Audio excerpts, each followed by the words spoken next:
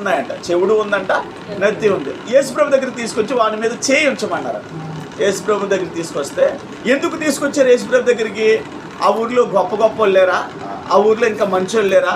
లేకపోతే అంతకుముందు వాళ్ళు పూజించే వాళ్ళు ఎవరు లేరా? చాలా మంది ఉన్నారు. ఈయన దగ్గరికి ఎందుకు తీసుకొచ్చారంటే ఈయన గురించి విన్నారన్నమాట. ఈయన ఏదైనా చేయగలడు, ఈయన రోగుల్ని స్వస్థపరుస్తున్నాడు, ఈయన గొప్ప కార్యాలు చేస్తున్నాడు. ఆ ఊర్లో ఉన్న వాళ్ళు ఎంతమంది వైద్యులు లేరు, ఆ ఊర్లో ఎంతమంది వాళ్ళు పూజించే వాళ్ళు లేరు, ఎంతమంది ఉన్నా ఈయన కోసం ఎందుకు చూశారంటే ఈయన గురించి విన్నారు. ఇప్పుడు కొండయ్య గారు కూడా ఈ విన్నారు. ఎవరి గురించి?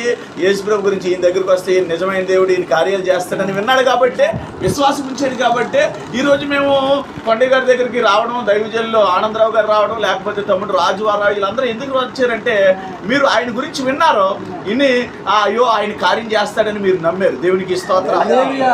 నమ్మితే దేవుడు కార్యం చేస్తాడు. తను నమ్మిన వాళ్ళని దేవుడు విడిచిపెట్టేవాడు కాదు కాదు కాదు. ఎవరైనా ఒకసారి కొన్నిసార్లు పిల్లలు తల్లిదండ్రులు నమ్మితే, లేకపోతే ఎవరినైనా నమ్మితే వాళ్ళు స్నేహితులు మోసం చేస్తారేమో, కానీ ఈ దేవుడు ఎవరిని మోసం చేసేవాడు కాదు. ఎప్పుడు అది అసంభవం, అది జరగదన్నమాట. కాబట్టి ఆయన నమ్మి వాళ్ళ దగ్గరకు వచ్చారు. అప్పుడు యేసుప్రభు నువ్వెవర్రా, ఎక్కడి నుండి వచ్చేవరా, ఏంట్రా నన్ను కాదన్నా అనలేదు. ఆయన అంటే తీసుకెళ్ళి వాడి మీద చేతులుంచి వాడికి దేవుడు స్వస్థపరిచిన తర్వాత అక్కడ ఉన్న ప్రజలందరూ ఏమనుకుంటున్నారంటే, నేను ఏం చెప్పాలని మీకు ఆశిస్తున్నానంటే, మీరు ఆ 7వ అధ్యాయంలో మనం ఇంకా కిందకి చదివినట్లయితే ఏమని రాయబడిందంటే 37వ వచనంలో ఇలా రాయబడింది. అదే అధ్యాయంలో 37వ వచనంలో ఈయన సమస్తమును బాగు చేసి ఉన్నాడు, చెవిటివారు వినున్నట్లుగాను మోగవారు మాట్లాడునట్లుగాను చేయించున్నాడు అని చెప్పుకొని అపరిమితంగా ఆశ్చర్యపడి దేవునికి స్తోత్రం. ఈయన ఏం చేస్తున్నాడు? సమస్తాన్ని బాగు చేస్తున్నాడు. ఈ దేవుడు బాగు చేసే దేవుడు, పాడు చేసే దేవుడు కాదు.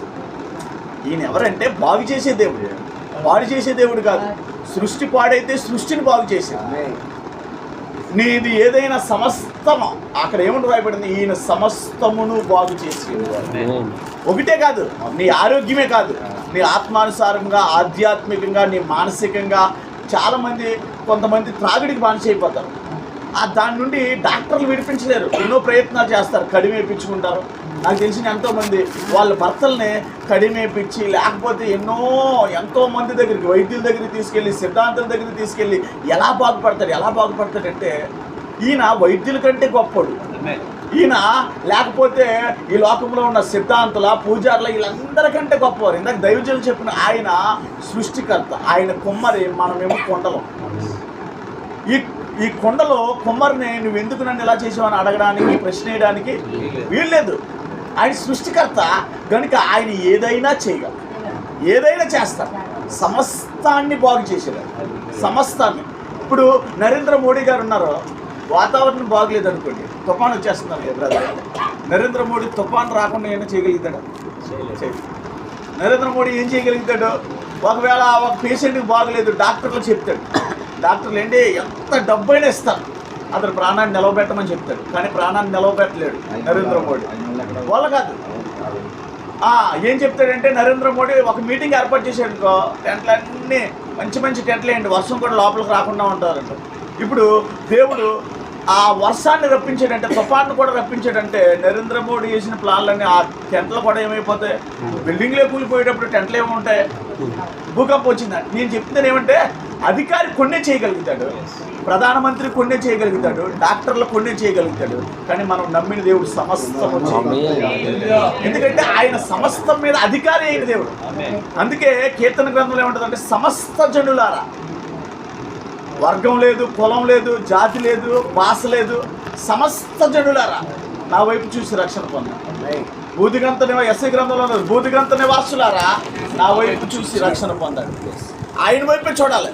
రక్షణ పొందాలంటే, మోక్షానికి వెళ్ళాలంటే ఆయనే మార్గం, ఇంకే మార్గం లేదు. ఎందుకంటే సమస్తాన్ని బాగు చేసిన వాడి సమస్తం మీద అధికారం కలిగింది.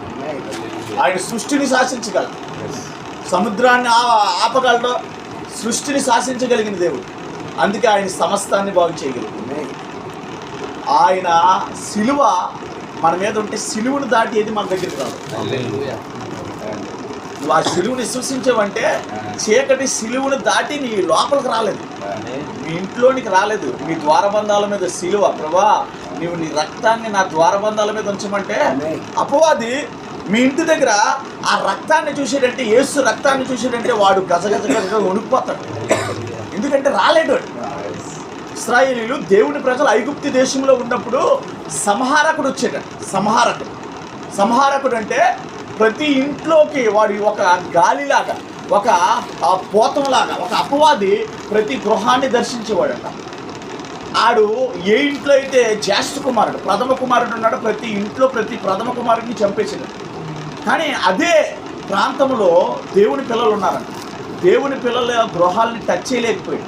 ఎందుకు టచ్ చేయలేకపోయాడంటే వీళ్ళ గృహాల మీదంట ఒక గొర్రెపిల్ల రక్తాన్ని వధించి దాని మీద ప్రోక్షించమని దేవుడు చెప్పాడంట. ప్రతి ఒక్కరి ద్వారబంధాల మీద గొర్రెను వధించేసి వాళ్ళ ద్వారబంధాల మీద ఏం చేశారంటే ఆ రక్తాన్ని పూసారు. ఈ సంహారకుడు, ఈ చంపేవాడు అపవాది ఈ గృహాలను చూసుకుంటూ వచ్చినప్పుడు ఏ గృహం దగ్గర అయితే ఈ గొర్రెపిల్ల రక్తం ఉందో ఆ రక్తాన్ని చూసి ఇది దాటిపోయేవాడు. ఎందుకంటే ఆ గృహాన్ని టచ్ చేసేవాడు కదంట. ఇప్పుడు మన కోసం వధించబడిన దేవుని గొర్రెపిల్ల వచ్చాడు. యేసుప్రభువే మన కోసం గొర్రెపిల్లగా ఈ లోకానికి వచ్చాడు. ఆయన రక్తాన్ని చూసాడంటే అసలు మన ద్వారబంధాన్ని కూడా చూడడానికి భయపడతాడు. ఎవడో అపవాదిగాడు. ఎందుకంటే ఆయన రక్తము పవిత్రమైనది, నిష్కలంకమైనది, అధికారం కలిగింది, పాపము లేనిది. గొర్రెపిల్ల రక్తమే ఒక వ్యక్తికి రక్షణ కలుగు చేస్తే మేకల రక్తమే ఒక కుటుంబానికి. మనం సాధారణంగా హైందవులు దేవుడిని ఎరగని పిల్లలు, మా నాన్నలు కూడా దేవుడిని ఎరగక ముందు కాండ్రకోట తీర్థానికి కొంతమందిని కట్టించుకెళ్ళి లేకపోతే మేకల్లో దించి అక్కడ ఎన్నో చేసేవాళ్ళు. మేకల గొర్రెల రక్తమే ఒక వ్యక్తికి క్షేమం ఇస్తుంది అనుకుంటే ఆయన నిష్కలంకుడు, పరిశుద్ధుడు, పాపుల్లో చేరక ప్రత్యేకంగా ఉన్నవాడు. ఆ రక్తం మీ ద్వారబంధాల మీద ఉంటే, మీ హృదయాల్లో ప్రోక్షించబడితే ఏ అపవాది, ఏ చీకటి మీ గృహాల్లో పనిచేయదు, దగ్గరికి రాలేదు. ఒకసారి ఒక దైవజనుడు ప్రార్థన చేయడానికి వెళ్ళాడంట. ఆ వ్యక్తికి చాలా సంవత్సరాలుగా బాగలేదంట, బలహీనత, వ్యాధి. డాక్టర్లు ఎన్ని ప్రయత్నాలు చేసినా అవ్వట్లేదంట. సరిగ్గా ఒక దైవజనులు పిలిచారంట, ఏసన్న గారు పిలిస్తే ఏసన్న గారు ఆ వ్యక్తి దగ్గరికి వచ్చి యేసు రక్తం చేయమంటున్నాడు. ఆ లోపల ఉన్న అపవాది కూడా అంటున్నాడంట, నువ్వు ఏదైనా చెప్పు కానీ ఆ మాట అనుకో, నేను ఉండలేకపోతున్నాను అంట, నేను కాలిపోతున్నాను, నువ్వు ఆ మాట అనుకో, ఏదైనా చెప్పు ఆ మాట అనుకో. ఎందుకంటే యేసు రక్తం శక్తి కలిగి. మనం ఆరాధించే దేవుడు బలవంతుడు. ఆయన సమస్తాన్ని బాగు చేస్తారు. కొండగారు ఏం చేస్తారు చెప్పండి? ఆయన సమస్తం చెప్పండి, వరల్డ్ అదే ఆయన సమస్తాన్ని ఏం చేయగలుగుతాడు? బాగు చేస్తారు సమస్తాన్ని.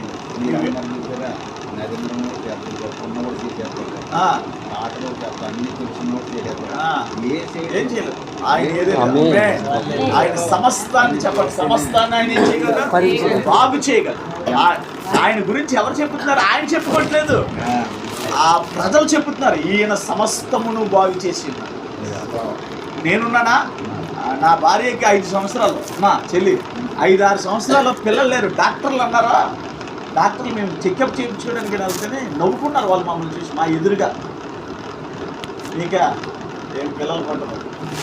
నేను ఆ రోజు అనుకున్నాను, డాక్టర్లు ఏం చేయగలిగారు, వీళ్ళు ఏం చేస్తారు? నన్ను పుట్టించినోడు నా దేవుడు, డాక్టర్లు నవ్వారు, నర్సులు నవ్వారు. బ్రదరు, నాకు పెళ్ళైన 6 సంవత్సరాలు 5 సంవత్సరాలు పిల్లలు లేరు.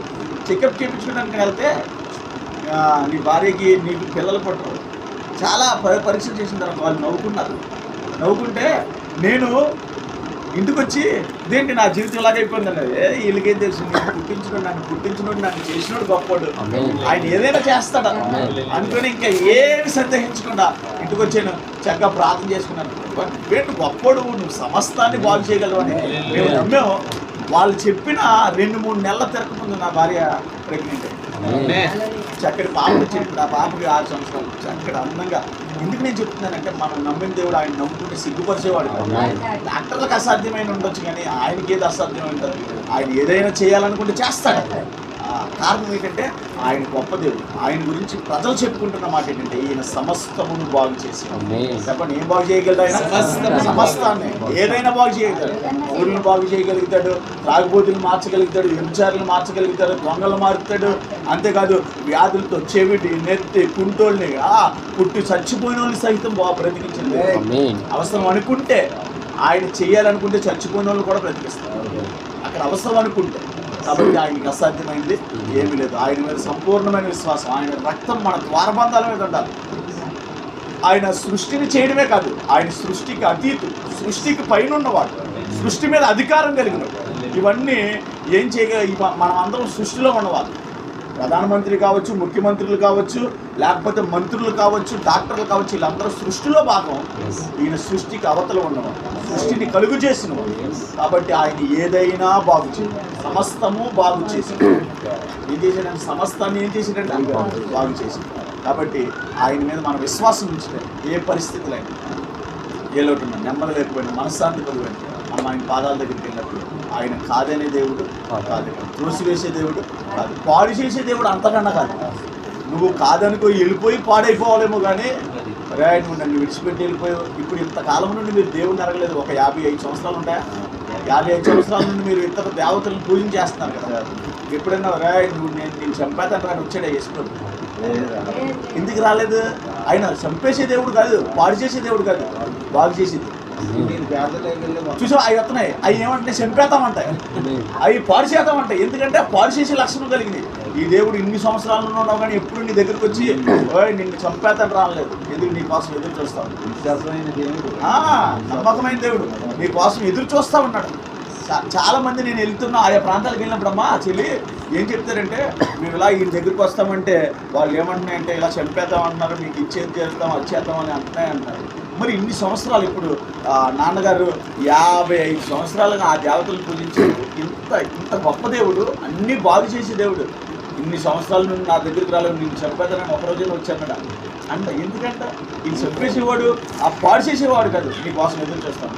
పిల్లలు తల్లిదండ్రుల మాట కాదని వెళ్ళిపోయారనుకో, తల్లిదండ్రులు ఏం చేస్తారంటే వాడు మరలా తిరిగి రావాలి, వాడు మరలా బాగుపడాలి, వాడు మరలా నా దగ్గర రావాలని ఎదురు చూస్తారు కదా. తండ్రి మనసు మనల్ని కలుగు చేసిన దేవుడు. అందుకే యేసుప్రభు ఇంతమంది యేసుప్రభుని దూషించినట్లుగా సమాజం ఎవరిని దూషించదు. యేసుప్రభుని దూషించినట్లుగా ప్రపంచం ఏ దేవుణ్ణి కానీ ఏ అధికారిని దూషించదు. కానీ మరి అధికారం కలిగినాడు ఇంతమంది దూషించిన ఎందుకు అలాగున్నాడంటే ఆయన తండ్రి, ఆయన దేవుడు, ప్రేమ కలిగినాడు. మరలా వస్తారు నా దగ్గరికి అని ఎదురు చూస్తూ ఉన్నాడు. ఆయన అనుకుంటే నేలమట్టం చేసేట, ఆయన తలుచుకుంటే సునామీ వస్తుంది, ఆయన తలుచుకుంటే కరోనా వస్తుంది, ఏదైనా చేయగలరు. కానీ తన ప్రజలందరూ తన పిల్లలు పిల్లలు పాడైపోయి లేకపోతే తండ్రి మాట వినకపోతే వాళ్ళు చచ్చిపోవాలని చూస్తారండి. ఏ తల్లిదండ్రులైనా మళ్ళీ తెలుసుకుని నా దగ్గర బాగుపడాలనే చూస్తారు. ఈయన మంచి దేవుడు, మన బాగు చేసే దేవుడు, మన బాగు కోరే దేవుడు.